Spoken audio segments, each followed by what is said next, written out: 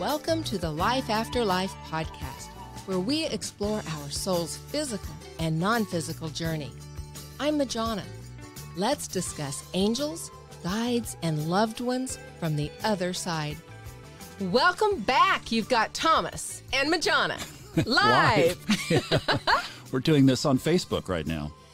So if you're not able to catch the Facebook Live, part of it will be on this podcast, and then come back and join the Facebook group pages, Subconscious Mind Mastery and Life After Life Radio. And you can see us live. We might do this live again someday. Who knows? Yeah, we'll see how this one goes. Yeah.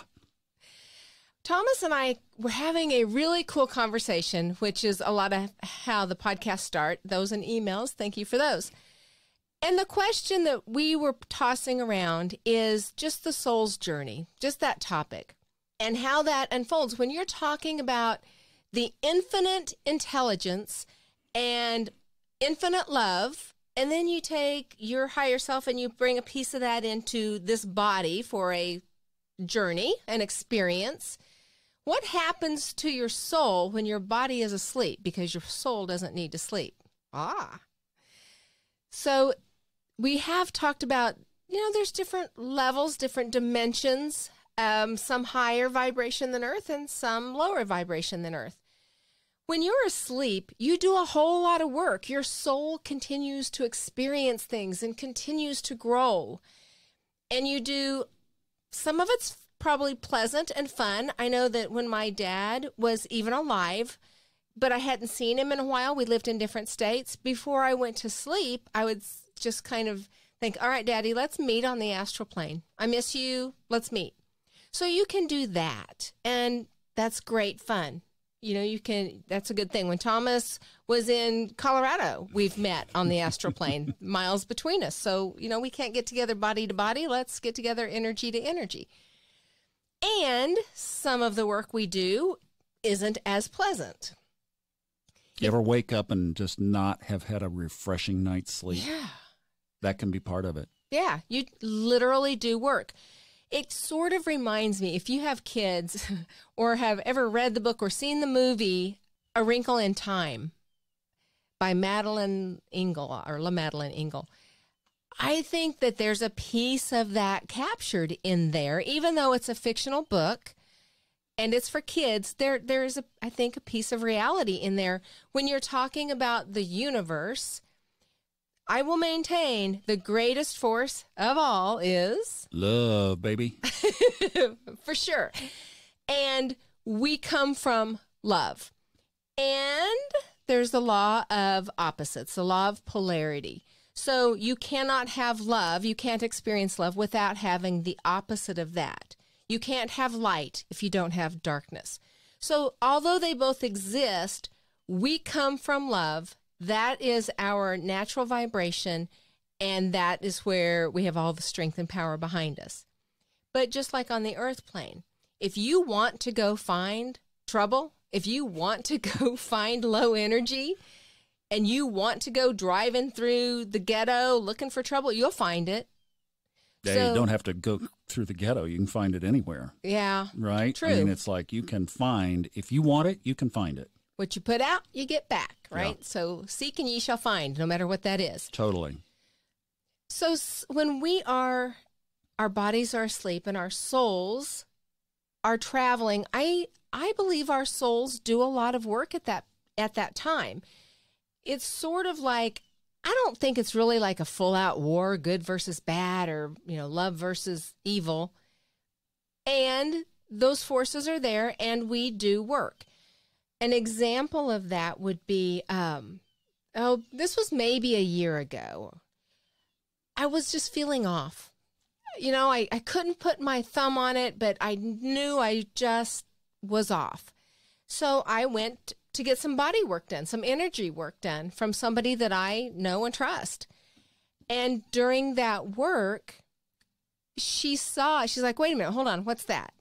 And kind of went back, and she said what she saw intuitively was that I had, in my sleep, traveled to a lower dimension because somebody that I knew was there and was stuck, and I went to help get them out.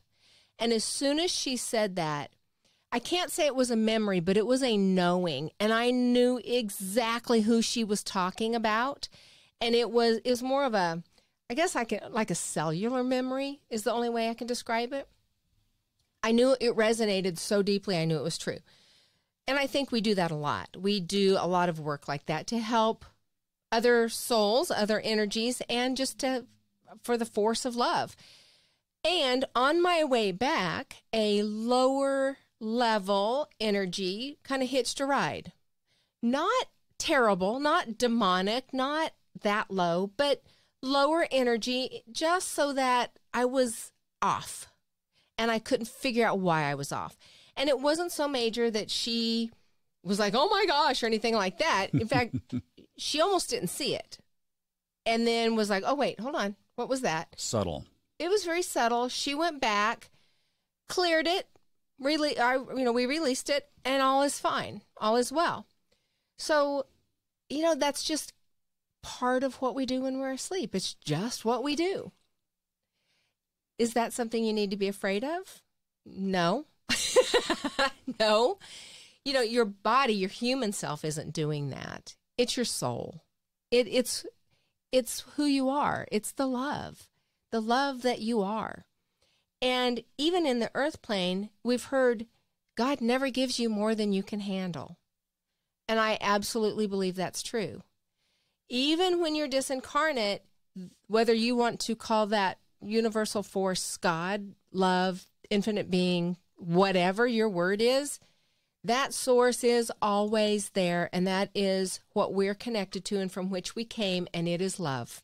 And we always have that available. So if you do feel like you need some backup, call in the big guy, the big force, guy meaning non-gender. Call in love. Call in love, for sure. So is this, I think the biggest thing is a lot of times people get afraid when you start talking about this non-physical realm. Is that something that we should be afraid of? No, that's where we came from. But when we don't understand it, when you start talking lower entities, like I had something come back with me from a trip. I was on an airplane, and it came back, and it was the one time I've been scared. That was definitely a low level. And, I think that's another podcast. And they can't hurt us. So, when you think that we're doing this stuff at night that we can't control, and where are we going and what is there amongst us, and then you come back and you've got this subtle entity that some lady has to clear, we're freaking out. Yeah.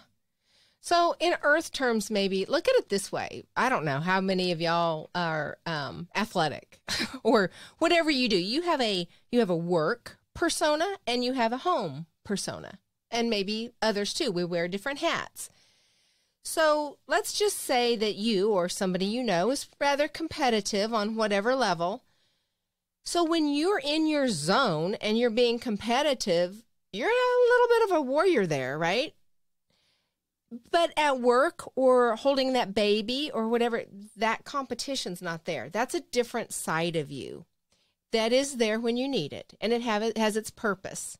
So same thing with your soul. Your ego identity has one purpose, but your soul is bigger than that. And your soul is all about experiencing and the soul's journey and growing.